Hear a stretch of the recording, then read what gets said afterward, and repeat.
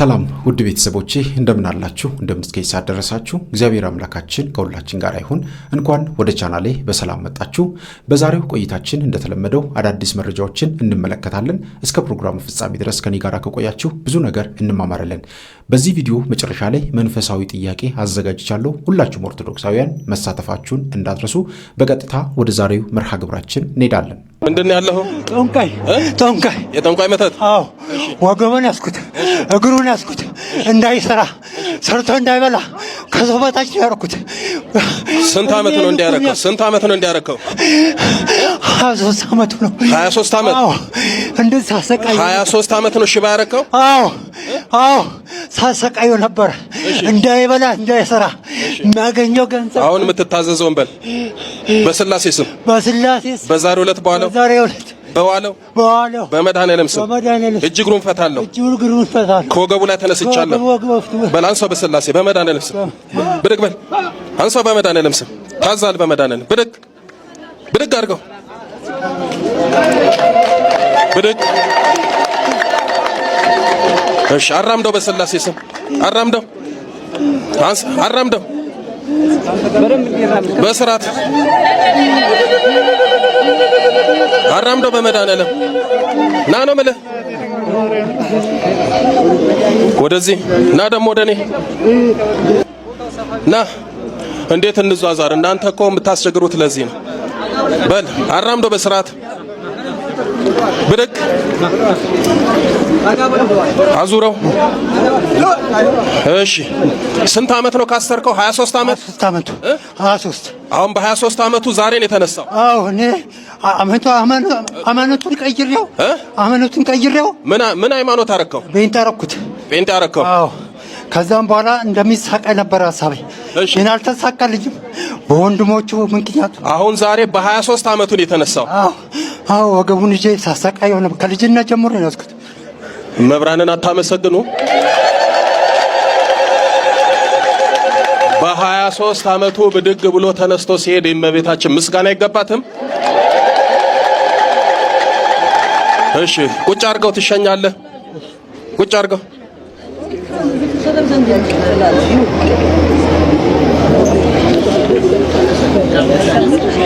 እሺ የጠንቋይ መተት እሺ በስላሴ ስም በሉ በመድኃኔዓለም ስም በኪዳነ ምሕረት ስም በቅዱስ ሚካኤል ስም በቅዱስ ገብርኤል ስም በቅዱስ ሩፋኤል ስም በቅዱስ ኡራኤል ስም ወገቡን ለቅቄያለሁ እግሩን ፈትቻለሁ ለቀን ሄደናል ከወገቡ ላይ ከእግሩ ላይ ከሰውነቱ ላይ ወጥተናል በመድኃኔዓለም ስም በሲኦል ታስረናል በል ሰባት የጮና ወጡ ተለበ 1 2 3 4 5 6 ወለም አመት በስመ አብ በወልድ መንፈስ ቅዱስ አሐዱ አምላክ አሜን ማን ነው ስምህ ዋሲም ዘውደባ እስኪ ዋሲውን ተነስ እስኪ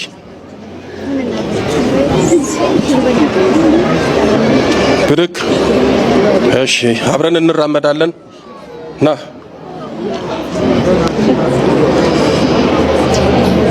እሺ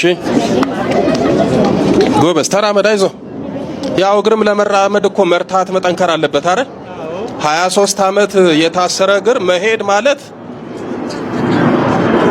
ከዚህ የበለጠ ምን ታምራለህ እስኪ ነው ወደዚህ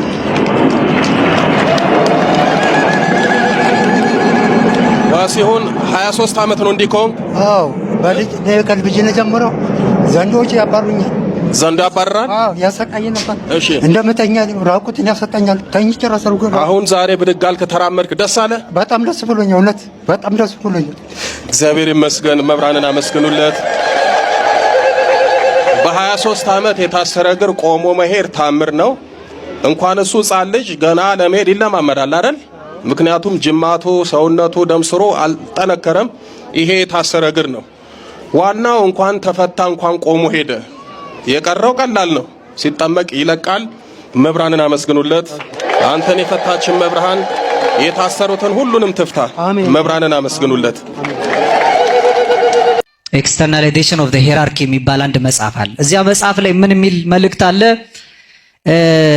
ክርስትናን የማጥፊያ ዘመቻ 10 ወጥመዶች የሚል መልእክት ተቀምጧል። ክርስትናን ከህዝቡ ኑሮ ለማውጣት ሰው ራሱን ገዝቶ ለእግዚአብሔር ተገዝቶ ሌላውን አስገዝቶ እንዳይጸድቅ የሚያስችሉ የአዲሱ ትውልድ ፍልስፍናዎች የሚሉ 10 ነጥቦች አስቀምጠዋል። እንደው እናንተ አስቡትና የትኛው ደረጃ ላይ እንዳለን ደግሞ እንድታውቁ 10ን አላብራራም፣ በቁጥር ብቻ ጠቅሳቸዋለሁ። አንደኛ በዓለም ያለ ስርዓተ ትምህርት ውስጥ ለብዙ ዘመን ይሰጥ የነበረውን እግዚአብሔርንና የጸሎት ትምህርትን ከስርዓት ውስጥ ማውጣት የመጀመሪያው ስራ ነው ይላል። ስለዚህ እግዚአብሔር በዓለማዊ ትምህርት መካከል እንዳይጠራ፣ በየትምህርት ቤቱ የእግዚአብሔር ስም እንዳይጠራ። አሁን እኛ ልጆች ሆነን አሁንም አንዳንድ ቦታ ይኖራል። መምህር ሲመጣ ሰው ይነሳና እንደምን አደራችሁ እንደምን ዋላችሁ ተማሪዎች ይባላል። ተማሪ ምን ይላል? ይቅርታ በጣም አለ። አሁን ትምህርት ቤት እንደሱ ትላላችሁ ሳቃትሉም እዚህ አሁን እንላለን ብለዋል።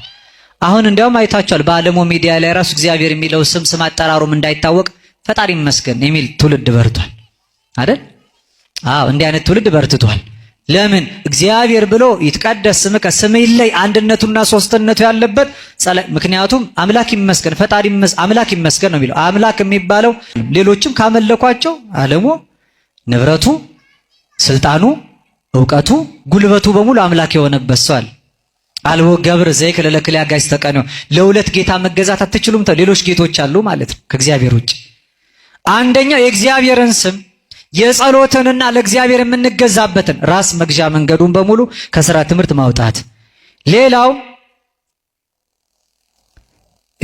በልጆች ላይ የወላጆችን ስልጣን መቀነስ የሚል ነው። ሁለተኛው በልጆች ላይ የወላጆችን ስልጣን መቀነስ፣ ቤተሰቦቻቸውን የማይሰሙ የሃይማኖት መሪዎቻቸውን የማይሰሙ አለቆቻቸውን የማያደምጡ እንደፈለጉ ገብተው የሚወጡ ስሜታቸውን ለማንጸባረቅ ግድ የሌላቸውን ትውልዶች ማፍራት።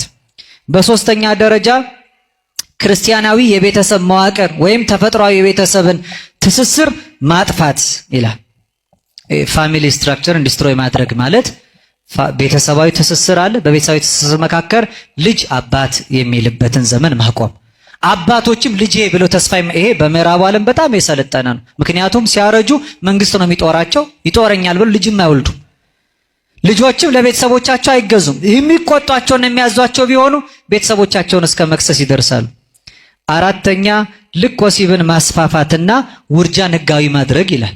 ይሄ እንደምታውቁት ነው፣ ማብራራት አይፈልግም። ስድስተኛ ግብረ ሰዶማዊነትን አማራጭ የኑሮ ዘይቤ ደግሞ ማድረግ ይላል። አሁን ታውቃላችሁ በተለያየ ቤተ እምነት ያሉት እንኳን ሳይቀር ይሄን ተቃውሞ የሚያነሱ ሰዎችን ጭምር ከቤተ እምነት እስከ ማገድ የደረሱበት ዘመን። ሰባተኛ ጥበብን ማንጋደድ፣ ከዚያ በኋላ ለነውር ስራ የከበረውን ጥበብ ማዋል ብለዋል እኚህ እናት። አሁን ታውቃላችሁ በየቦታው ያለው በጥበብ የሚታወቀው ግጥም ነውር መናገሪያ ሆኗል።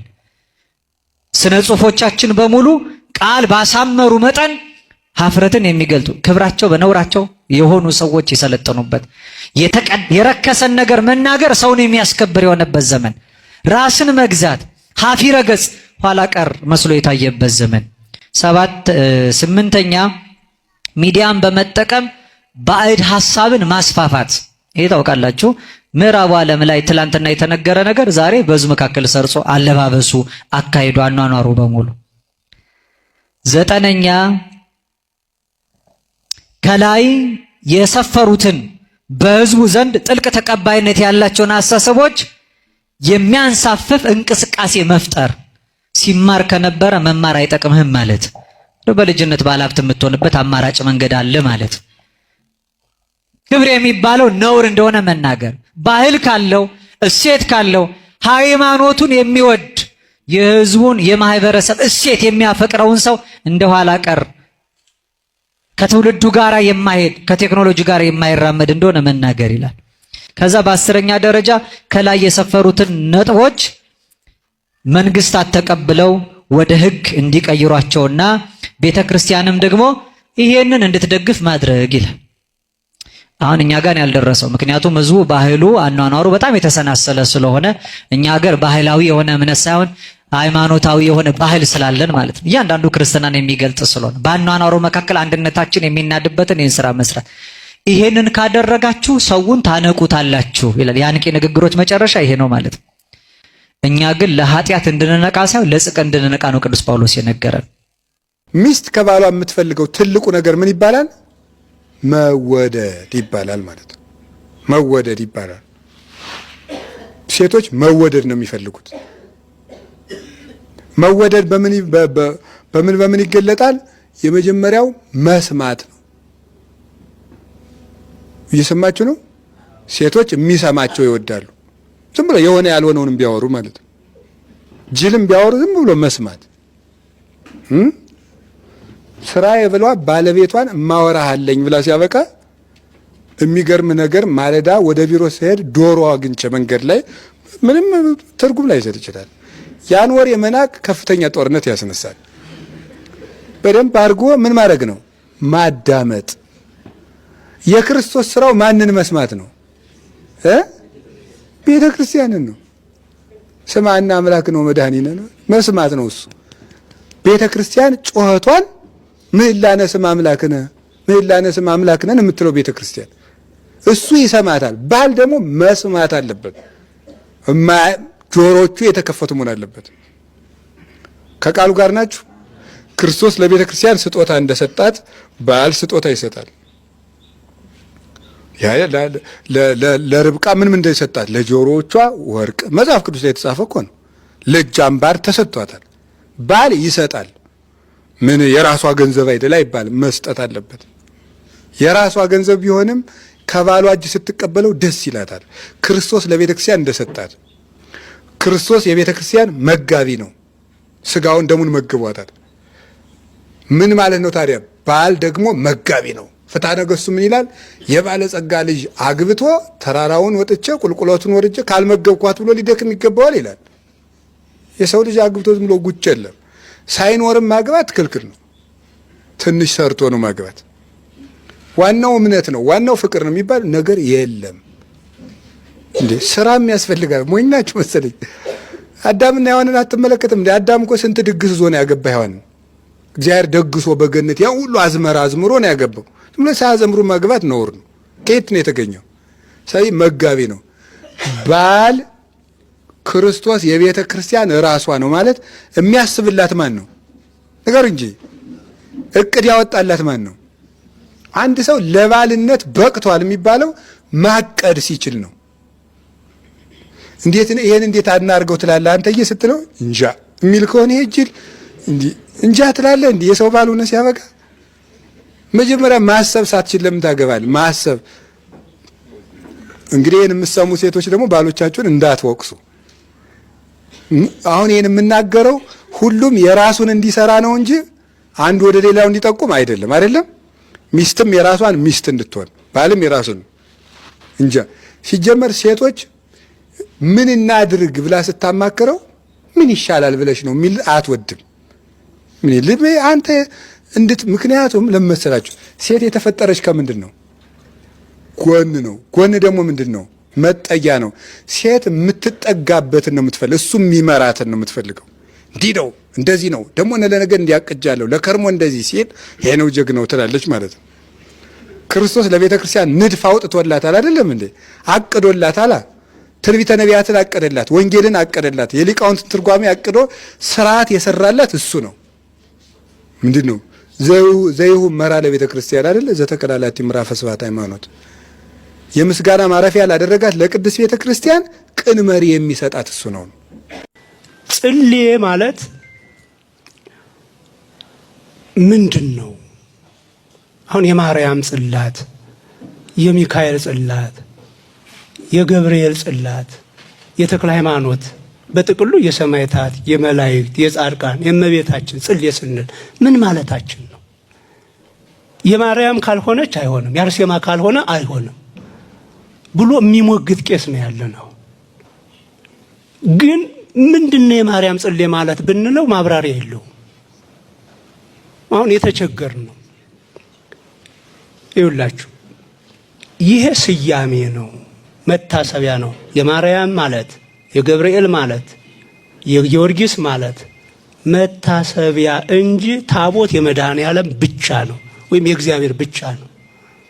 እየሰማችሁኝ ነው? የሚያድረው የእግዚአብሔር መለኮታዊ ኃይል ብቻ ነው። ቤተ ክርስቲያን ስንሰራ ይሄ ጊዮርጊስ ቤተ ክርስቲያን ነው፣ ይሄ ማርያም ቤተ ክርስቲያን ነው፣ ይሄ ሚካኤል ነው እንላለን።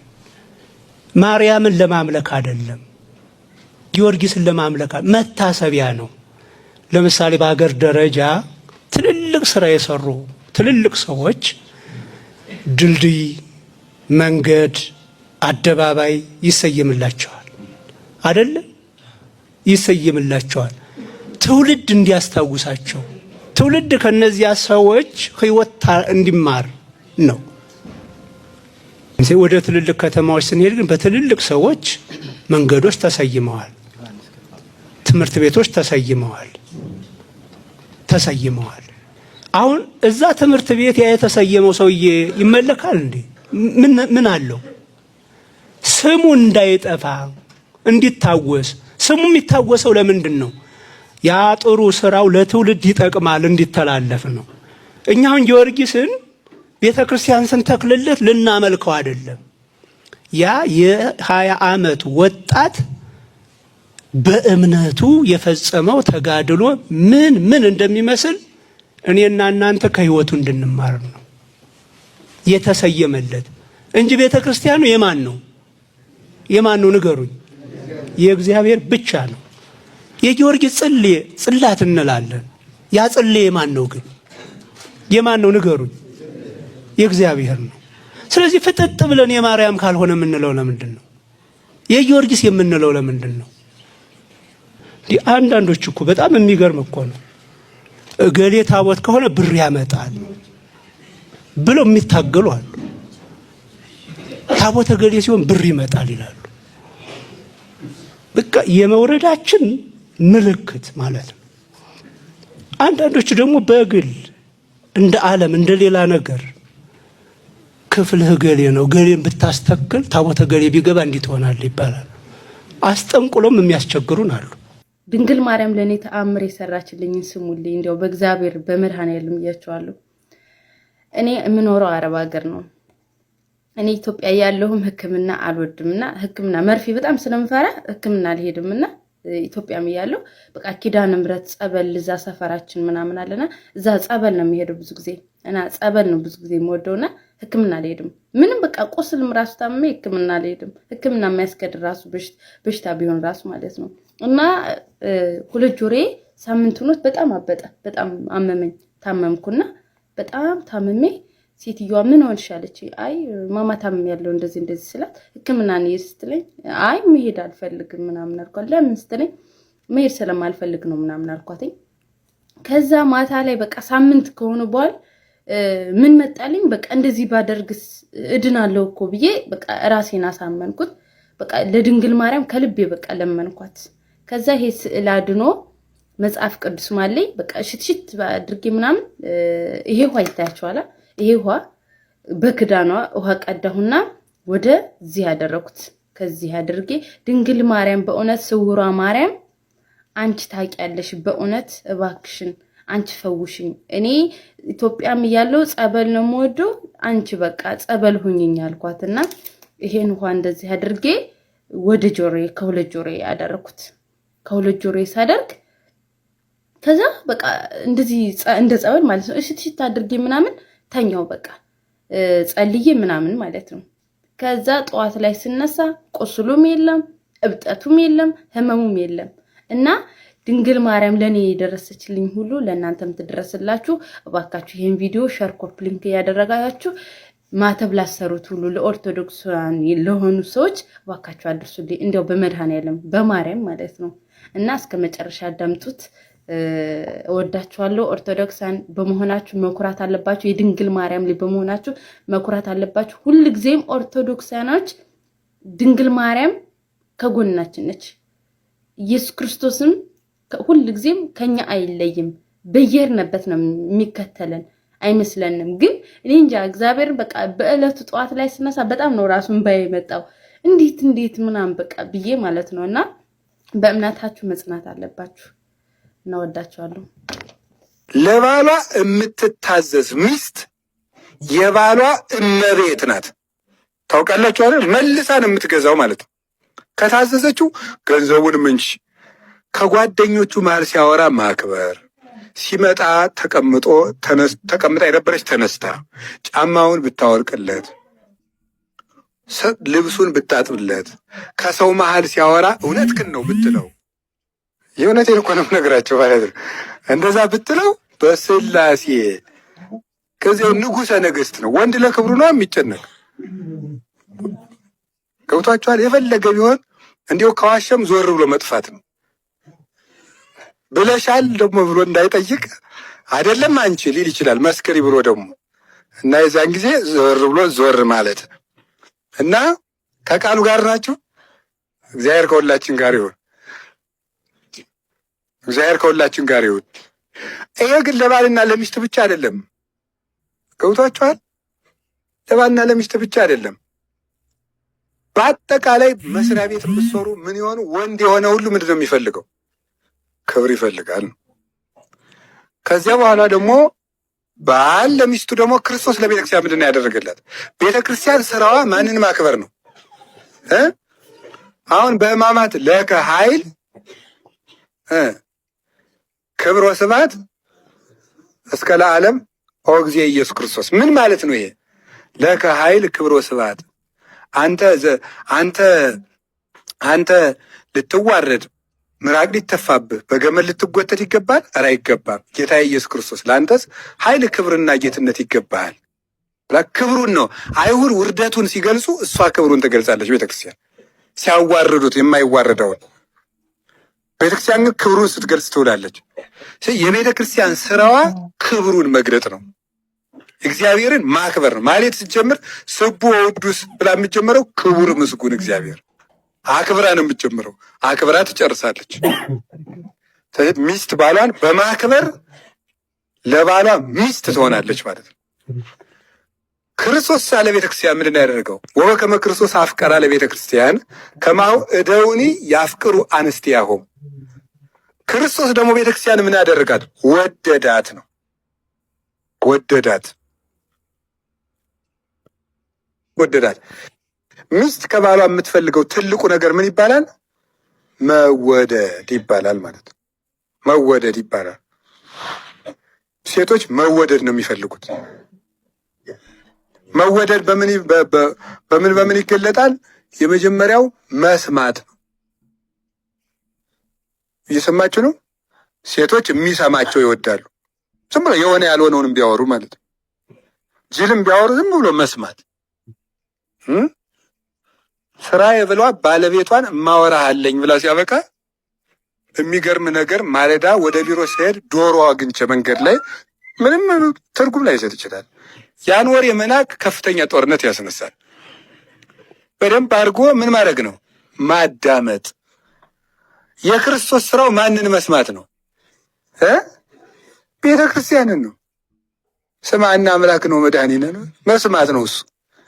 ቤተ ክርስቲያን ጩኸቷን ምዕላነ ስም አምላክነ ምዕላነ ስም አምላክነን የምትለው ቤተ ክርስቲያን እሱ ይሰማታል። ባል ደግሞ መስማት አለበት። ጆሮቹ የተከፈቱ መሆን አለበት። ከቃሉ ጋር ናችሁ። ክርስቶስ ለቤተ ክርስቲያን ስጦታ እንደሰጣት ባል ስጦታ ይሰጣል። ለርብቃ ምን እንደሰጣት? ለጆሮዎቿ ወርቅ። መጽሐፍ ቅዱስ ላይ የተጻፈ እኮ ነው። ለእጅ አምባር ተሰጥቷታል። ባል ይሰጣል። ምን የራሷ ገንዘብ አይደል አይባልም። መስጠት አለበት። ሰማይና